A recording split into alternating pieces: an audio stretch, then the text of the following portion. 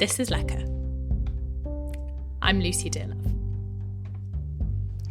Just behind Priory Meadow Shopping Centre, in the middle of Hastings, there's a little alley full of brightly painted shop fronts. Down at the end is Crêperie by the Sea, run by Penelope Foster. It's a great spot in Hastings, I'm happy, because lots of people are like, oh, you're so hidden, but sometimes people like hidden places, they like to discover things. On the Monday morning that I came to visit Penelope, she made me a perfect cafetiere coffee as soon as I arrived. Do you want any milk? No, just black's fine. Lovely. Thank you. I'll just have it as it comes. This one, I find this coffee black is just perfect. Oh, nice. It's just a good... What coffee is it? It's Trading Post in Brighton, Green Monkey blend. We got straight to talking about a subject very close to her heart. Ingredients. I've tried out a few of them, but the one I use is grown in Devon. I could import it from France, but I want to use as local as I can. It's a couple who grow it on their farm, and they're really sweet. They're the nicest people ever. Do you buy it from direct? Yeah, I send them an email and they send me some. I think they supply a lot. They supply locally in Devon. It was extensive amount of Googling, and I found them. I believe that the reason why buckwheat was used was because of tax reasons. So I don't think buckwheat was taxed this was the Middle Ages, like back in the day. So people could grow as much buckwheat as they wanted, right, and they wouldn't have to pay for it, essentially. Right, great. And that's why they would use it. So that's how the galette became. That's how the galette was. I believe that might not be the factor, but that is one factor why buckwheat was used. Yeah. I think I've seen an image of an ancient hot plate, and it's quite similar to one of these. Yeah, I guess like a stone. Yeah, it was like a stone. Yeah. It was a stone, and you could see like the marks of where That's little amazing. Oh my god. And it's just not changed that much, I guess. No, it's not changed that much. I mean, some people put eggs in their buckwheat batter. Some people put milk in still. It depends on region. But yours is town. literally just water, flour and salt. Because it makes it vegan. Oh too. yeah, of course. Yeah. And I haven't found the need for it. Some people add honey in to make it a little bit darker, but every single crêpier has their own recipe. I haven't amended it too much from what I was taught. It's very similar. I think because the buckwheat's different to the buckwheat we were using there. So I might be using slightly different ratios because so it feels different. It feels different. I think it even tastes a little bit different, but I guess it makes sense if it's grown in a different place, right? It's grown in a different place, but it's as close to the French buckwheat as I could find. And it was another one of the first things I did because I still had the taste of the buckwheat from being in France that long. So I pre-ordered it, so it was there when I got home, and I had lots of different ones, and then this one was the one that stood out to me. I really liked it. It's a very nutty, rich taste. On its own, you really want to partner it with butter because on its own it's got a very bitterness to it. But as soon as you add food to it, it's delicious. So you got to like round it out a bit. Yeah, yeah. And it's just not the same without butter. Devon buckwheat, Brighton coffee. I wondered whether the Crêperie deliberately uses predominantly British ingredients. So I use Fountain & Sons, the fruit and veg. They're on my pathway to work. Nice. So it's handy, so I get my eggs from them, and then any sort of specialist fruit or vegetables that I need, they can just order them in. Yeah, oh, that's really nice. Yeah. So I use them. I use the Beacon Tail Butchers. That used to be very handy at the beginning when I wasn't as quiet, so I would just go and like walk over there. But now my mum is my ham supplier. She goes and gets my ham. Your runner. And she's my runner now, so that's great. But they're really good. They're really nice. That's the fundaments of a crêperie, is you use people around you. So every crêperie in France will have their local produce inside that galette, almost. Right, so that's part of the story. Yeah. And I've noticed that. So in Brittany, they use they use the butter from Brittany, they use the milk from Brittany, and as local as possible. And then when I travel down south, you would notice the galettes changed. Yeah, okay. They change in the very near where I'm from in the southwest, we went to a crêperie, and that was a rich, kind of fatty, greasy galette, and that is part of the food. Like, they just love meat, meat and grease, and that's I felt that in the galette. I did. So even though it's like a galette is something you'll find throughout France, it will be very specific in each different region. I believe so. So where are you from in the southwest? Very near Toulouse. Okay, cool. So it's about an hour away. Big for sausages and like fatty sausages. So, yeah, fatty sausages. Every time we go there to my grandparents, we always have a sausage barbecue, and we have like big twisty sausage. One of the big curly guys. Yeah. It's made me. I love the sausages in England, but I do always want. Yeah, you crave it. Yeah, I do crave it. So. Yeah, it's quite specific. It's very specific, and it's hard to recreate that. When we're less so in England because there's crêperies, but when we're in France, we drive down. We drive down to my grandparents, so we visit lots of different towns. And one of the biggest, not arguments, but sort of conversations we have is, where are we going to eat? I'm hungry. We need to eat now, quickly. So the new system now is we Google crêperies nearby, because you know what you're going to get, but it's going to be different in every single crêperie. Yeah. So we look at crêperies within that town, and then it reduces the selection. Yeah. By quite a lot. Yeah. And it's research. And it's also research. Yeah. Before opening Crêperie by the Sea, Penelope trained as a crêpier in Saint-Malo in Brittany. She's described this to me once, chatting after the yoga class where we originally met, as like the master chef of crepe making. It started off with, going back a few years, I said to my mum, I just finished university. I really enjoyed it, but I thought, this is not the pathway I want to go. What did you study? Film school. I went to film school. No way. Oh my God. I love that. Okay. But I learned, it was practical filmmaking, and I think my role in film school was producing, I'd say. Okay. Yeah. Not actually a producer, but that was what I studied in. Yeah. And that entails lots of organisation, all those skills, putting things together, making things happen. Yeah. And that I enjoyed that part of it. So when I finished uni, I thought, I've learned all these skills from this. What am I going to do? And I was sat in the garden with my mum, and I said, Hastings could do with a crêperie. And then she said, that's a really, really good idea. And then we looked up crêperie cities in France, and we found Saint-Malo. And then a few months later, me and my mum, we just went there for a little holiday research trip, just to have a look. Suss it out, test the waters. Instantly fell in love with the culture, the crêpes, the galettes, Saint-Malo itself. And then a year later, I think my mum might have found it, or she picked up a leaflet when she was there, and she found the school, the crêpe school, which was called Atelier de la Crêpe. And then we found that, and then I applied to go there. Okay, so you have to apply. You apply for it. You sort of pick what months you want to do the course, and you apply for it. You send over your application, and then that was it. Oh my God! So did you have to have experience to do the course? No. Okay, so you could come in completely. It could have been lots of people in my course, they were doing it almost vocationally. Okay. There was one woman, she just retired. She just wanted to learn how to make crêpes. That's so interesting. In a professional environment. And then 4 of us were going in there in the mindset of, I'm going to open a crêperie. Yeah, okay. And were they French? They were all French. Yeah. Yeah, all of them were French. And it was such a mixed age range. I wasn't the youngest either. Oh, there was one guy that was a little bit younger than me. Yeah. The course is set up so because there are many crêperies in France, it gives you the qualification to go and work in a crêperie. So you go to a crêperie, like, I've done this course, and then they'll know straight away, oh, you've been trained in this, that, and that, and then there'll be a little bit.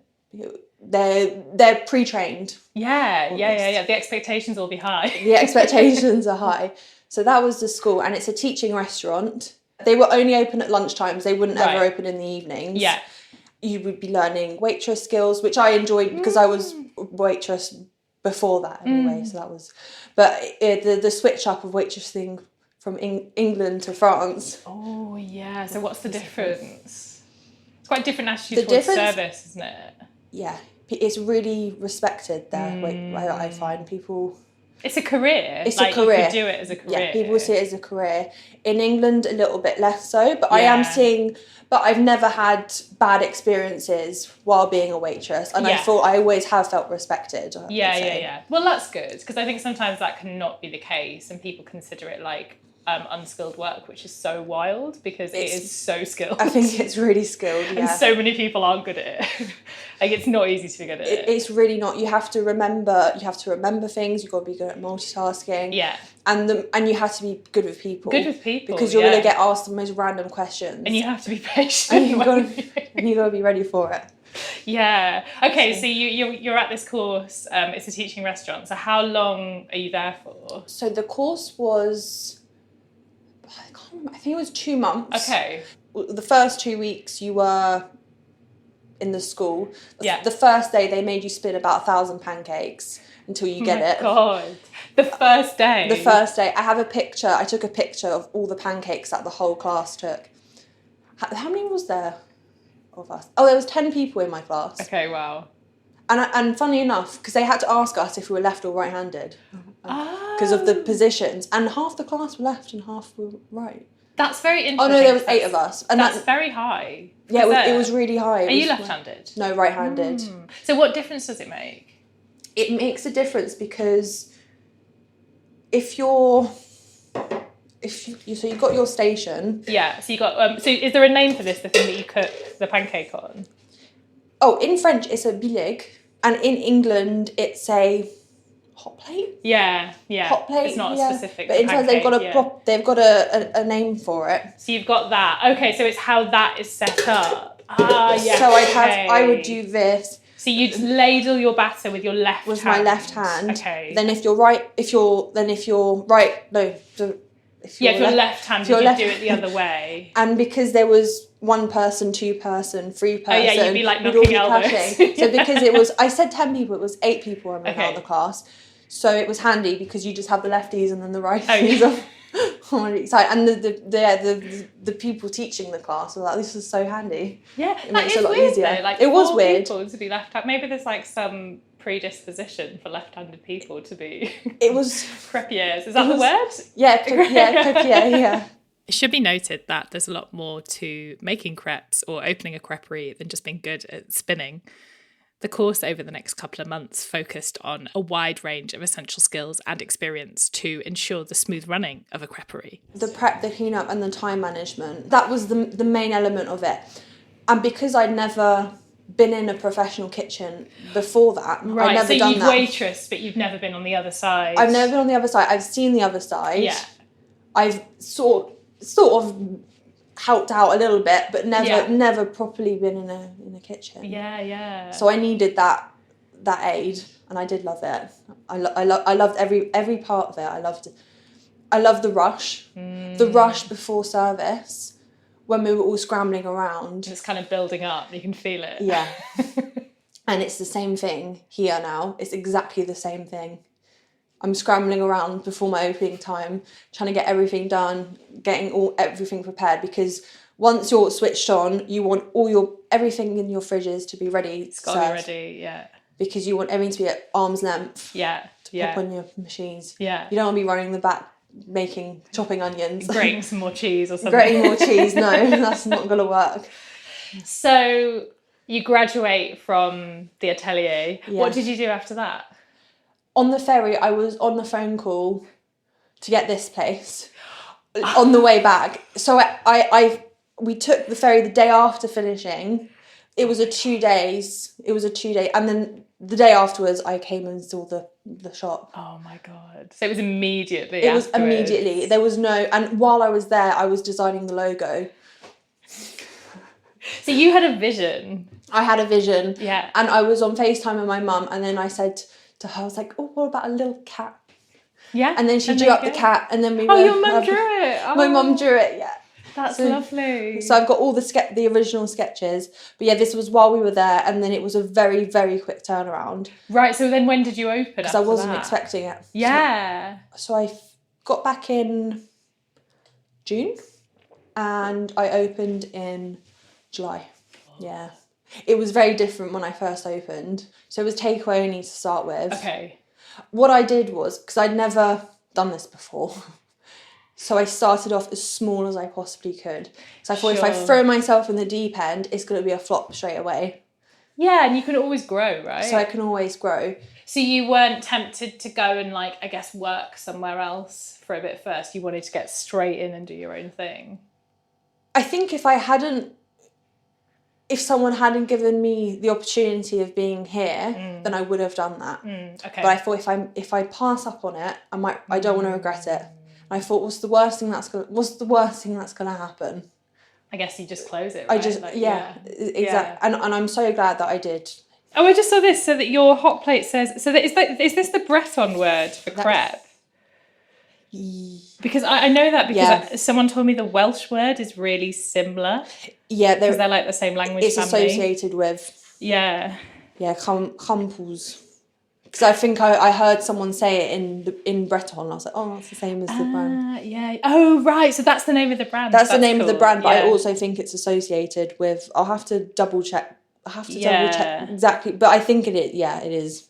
I love the Breton language. Yeah, it's really I know none beautiful. of it. Yeah, exactly. I know one word, which is, I'm assuming it's Breton. It's kraz. Okay. Which is Kraz, and it's the exact word to describe a crispy pancake. So a lady asked me for a pancake that was kraz, and I was like, what is that? I don't understand. And I asked, and she said, oh, they just want it extra crispy. And having a kraz crêpe is a sign of a good crêpe. That's what you're looking for. You're looking for the kraz. You're looking for the kraz.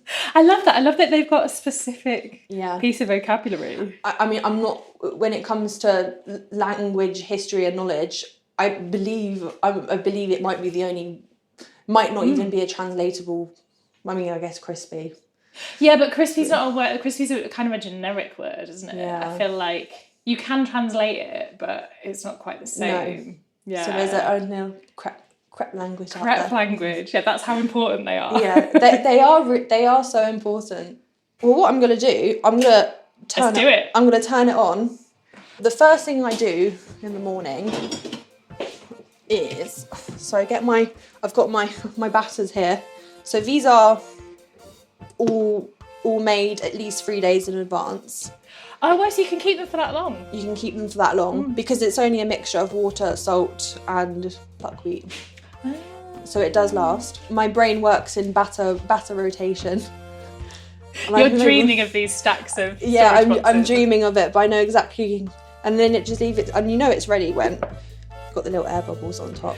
Okay, so it's kind of fermenting a little bit. Okay. It is fermented. So nice. Grab that. So now I'll have to dilute this with water because otherwise it'll be very thick.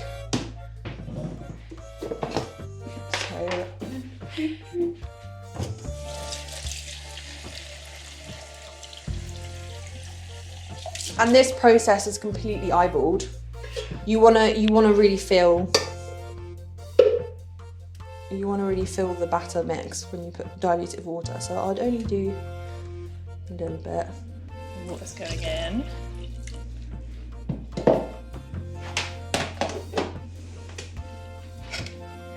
So here, I think I've got a consistency I'm happy with. So it's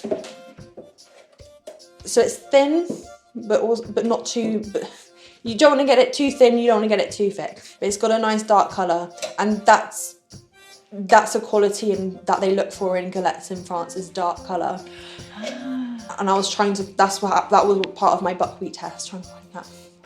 When we go to crêperies in France, Bill, my husband, he says he's not biased, but he says he generally prefers he prefers this one. He likes this flour. If anything, he's had more than I have at this point.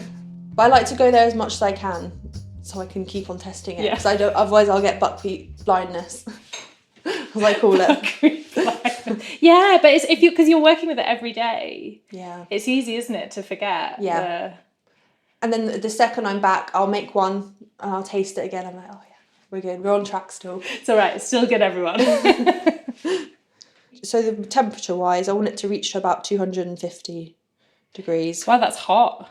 It's very hot. That is a secret. I have my preferred one. This one I prefer for crêpes, and this one I prefer for galettes. What's the name of this? This like tool? This is, in French, it's called une roselle. And in English, I think I'd say it's just pancake spreader. Yeah, it's not. They have names for things there. They don't have. Yeah, we don't have it. It's very handy. So it's called une roselle. This is my preferred one for. Okay, so is that the size, or is it like the way? This one's lighter, and because crêpes batter is a lot lighter, I find it easier. And you can sort them. It's easier to spread. When I think about this, I always think of in Amelie when she spreads the record. Yeah. Is it her or is it maybe it's a person making a crêpe, but it's like it becomes a record, like they're spreading the vinyl. And it's just like such a strong image in my head. So that's what I think of straight away. They're really beautiful. They're like, they wood. They are wood. Yeah. I've got some more up there as well. My little showcase. Oh, the little collection. My little collection. They are really beautiful. It took me a while to learn the movements. That was the reason why they would make us spin about 1,000 pancakes to start with. Yeah. And you'd have the teachers behind you being like, no, you're doing it wrong. But then eventually you learn. And it just clicks. You have a day where it just clicks. Did it take you long? It took me long... because I had a machine at home before and I was self-teaching, so I might have been teaching myself some bad habits. I was getting myself out of those bad habits. But it took me maybe about a week or so. Okay. I found the crêpes easier. The crêpes are easier to spin. Right. The galettes are hard because you have a different consistency every time. Even because the buckwheat, it's hand milled. Oh, so the texture can vary. So the texture can vary because it's not mass produced. It might not be as consistent every time. Yeah. Do they mill it on the farm? They mill it on the farm in the most beautiful French mill. So this old wooden French mill. It's so nice. That's so lovely. And they mill it to order. Of course, so it's really fresh. So it's really, really fresh. But again, because it is slightly different every time. Yeah. And they always say, we want it to be the same every time. But I like it. I like that. It keeps it challenging. Yeah, and if you know how to work with it, that's the thing. Is that you're not a machine, you're a human. Yeah. So you can adapt. Yeah, you've really got to know your batter. You become friends. And you have good, and on the course, I remember he said, it doesn't matter how good you are, you will have good days and you will have bad spinning days. Like there's some days where you just can't spin. I use rapeseed oil to grease my pans. In France, they will use lard. So if you're vegetarian, you gotta ask. So I'm gonna make the classic complete. So that is ham, cheese, and an egg. Yeah, ham, cheese, and egg. I use Emmental cheese. Some crêperies use Comté. And because... Where is my blue roll? Oh. The essential. Oh, the essential. The heaven sent blue roll. But like every person, the first crêpe's always not the best. Oh, it's reassuring to know that even professionals... No, the first one always... There's never the best one. And here's where I troubleshoot, not troubleshoot, but I just see if the batter's the right consistency before I put food on. Right. So here, grab this in one hand. Penelope distributes a ladle full of galette batter and with her roselle in the other hand, skillfully spreads it across the surface of the hot plate. There we go. But I'm happy with that consistency. Okay. I think that will work.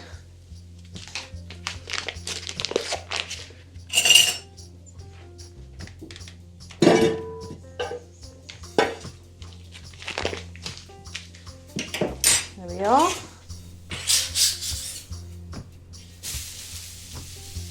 Yeah, I think we're good. So that's the colour that you're looking for? That's the colour I'm really looking nice for. dark. So it's nice and dark. But yeah, that is the galette. Oh, it's beautiful, isn't it? So I will pop that one there. You can chill there. We'll have that one later. I'm going to heat up my butter a little bit. Oh, that's a good trick, just putting the bowl on the hot plate. Yeah, it's probably not good for the bowl, but...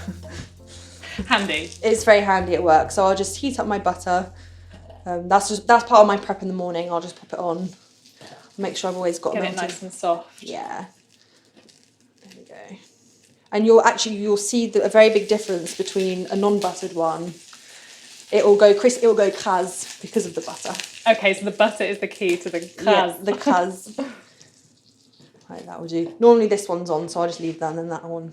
It's on. So I've got my ham and cheese always cut. Yeah. And we're ready to go. Yeah, but rapeseed oil does the exact same job as lard. Right. And it's vegetarian. So. And it's vegetarian, yeah. Maybe there's a slight difference. I mean, I imagine the lard ones are delicious. But... Yeah. I've never made a lard one here.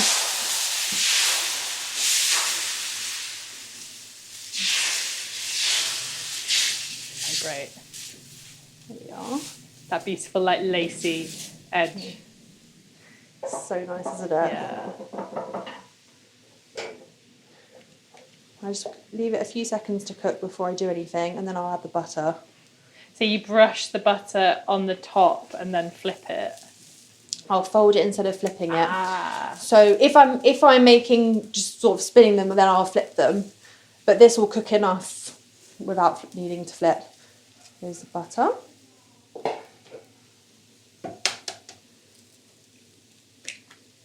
Eggs going on. Ah, so you kind of spread the white out so it cooks. Because they only take about 3 minutes to cook, so it wouldn't cook the egg. The egg white. So just spread that. There we are.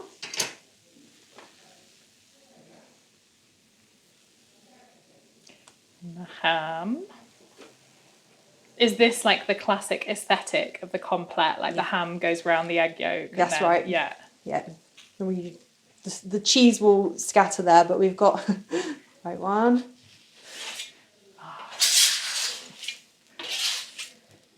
And then when it starts to fold around the edges, that's when I can just... You're using your big long spatula to kind of fold it down. And this is the essential. Yeah. This is an old-fashioned... Oh, so that's the wooden one. This is the wooden one. So this is what they would have used probably before the metal spatulas. Yeah. But I use this primarily to flick the fuse switch when it goes off.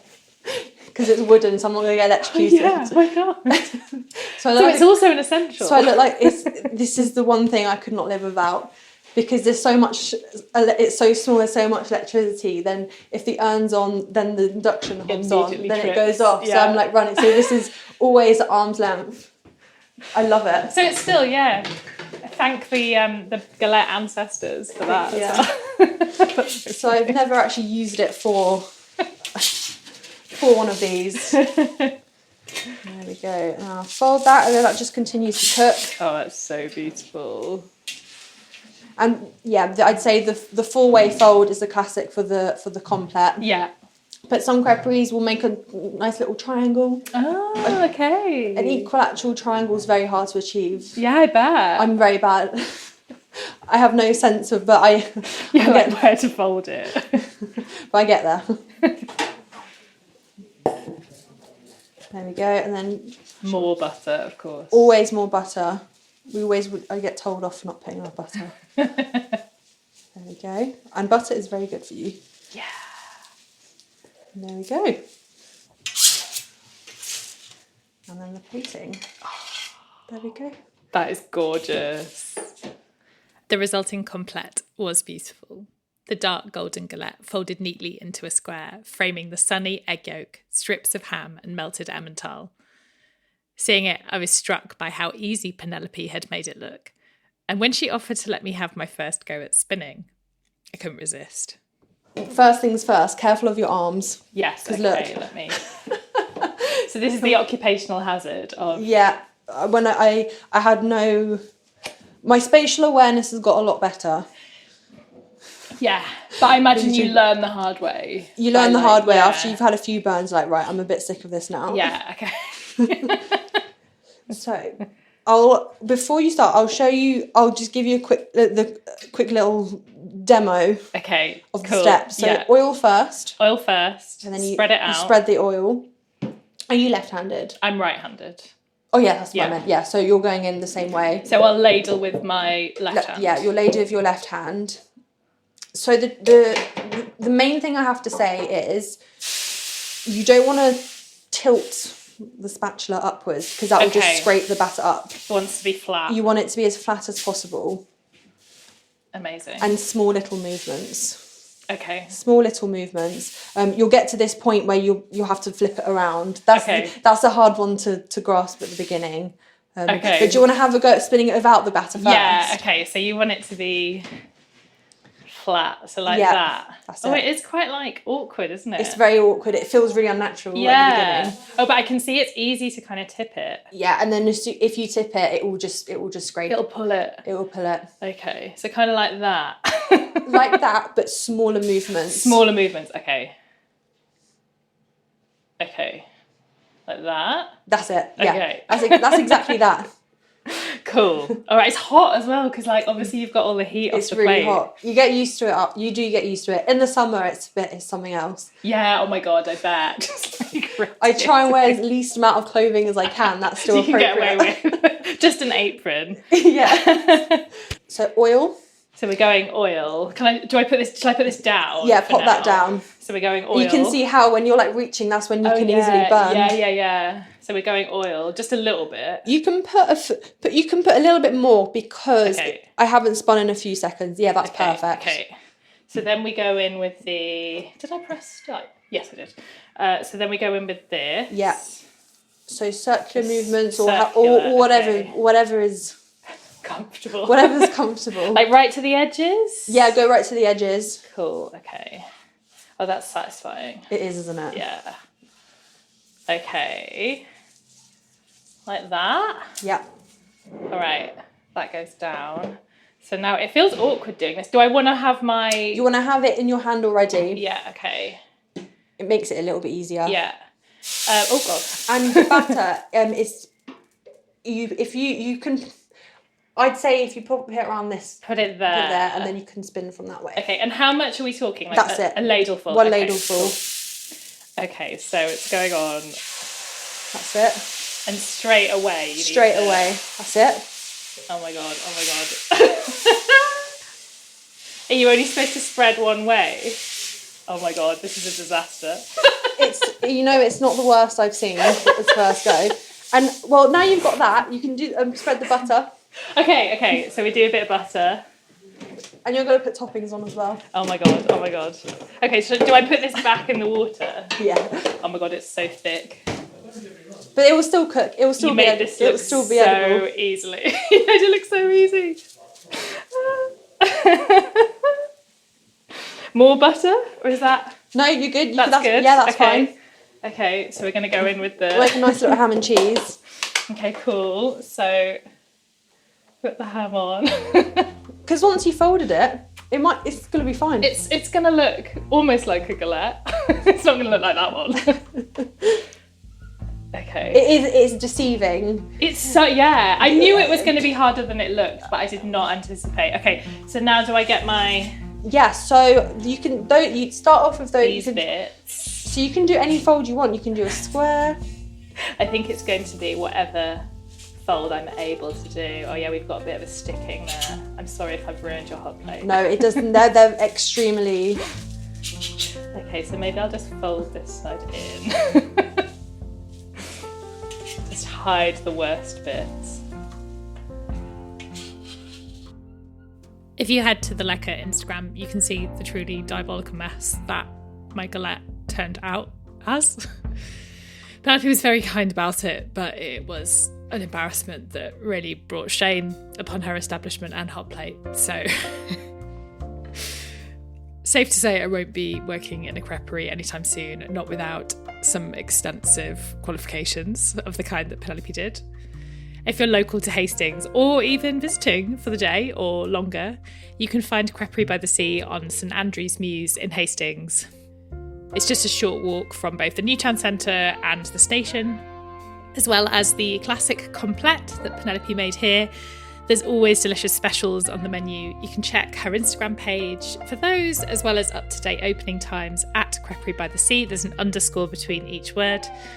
Thank you to Penelope for taking the time to record this with me. I had a lot of fun and the galette was absolutely delicious, and editing this episode has made me crave one to an almost unbearable level. So she's closed for a little bit at the moment, but as soon as she's back open, I'm going to go in and have one.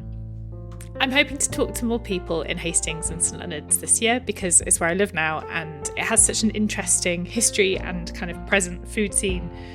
If you know of anyone in the area who you think would make a great guest, let me know. Doesn't have to be people cooking for a living, just anyone with a kind of interesting approach to food. I'd particularly love to meet passionate home and community cooks beyond the people I already know here, so if anyone comes to mind, let me know. You can find me on Instagram at Lekker Podcast. I'd love to hear from you. Lekker is an independent podcast supported by listener funding. If you enjoy listening and you're in a position to spare a few pounds every month towards its making, you can become a paid subscriber on Apple Podcasts, Patreon or Substack. Links to find out more is in the show notes. The music in this episode is by Blue Dot Sessions. Thanks for listening to Lekker. I'll be back soon.